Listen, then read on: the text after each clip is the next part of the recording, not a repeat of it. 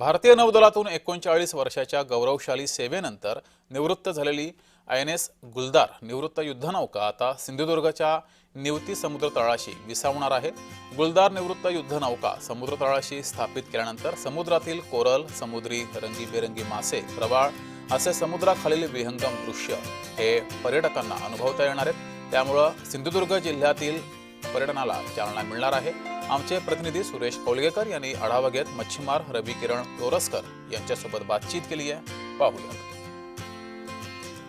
INS गुलदार ही निवृत्त युद्धनौका आहे। ती सध्या विजयदुर्ग बंदरातून आता बघितलं तर इथे निवती जे रॉक आहे त्याच्या अगदी समोरच इथे ही जी युद्धनौका आहे ही समुद्राच्या तळाशी विस्थापित बुडवण्यासाठी इथे आणलेली आहे। आणि इथे तुम्ही बघू शकता ही सकाळी जवळजवळ 7च्या दरम्यान इथे आणली। आपले नितेश राणे असतील किंवा दीपक केसरकर असतील यांचा ड्रीम प्रोजेक्ट काय सांगाल? निश्चितच एखादा जिल्हा किंवा एखादा विभाग जर पर्यटनाच्या दृष्टिकोनातून पुढे जायचं असेल तर लोकप्रतिनिधींची जी दृष्टी आहे, दृष्टिकोन आहे हा सकारात्मक असणं आणि वेगवेगळे नाविन्यपूर्ण संकल्पना राबवणं ह्या दृष्टिकोनातून गरजेचं असतो।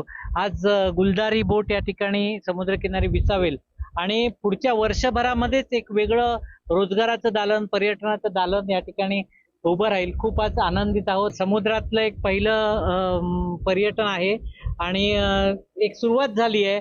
निश्चितच एक वेगळं स्वरूप भविष्यात पर्यटनाच्या दृष्टिकोनातून सिंधुदुर्गच्या बाबतीत आपल्याला बघायला मिळेल। सुरेश कौलगेकर, जय महाराष्ट्र, निवती सिंधुदुर्ग।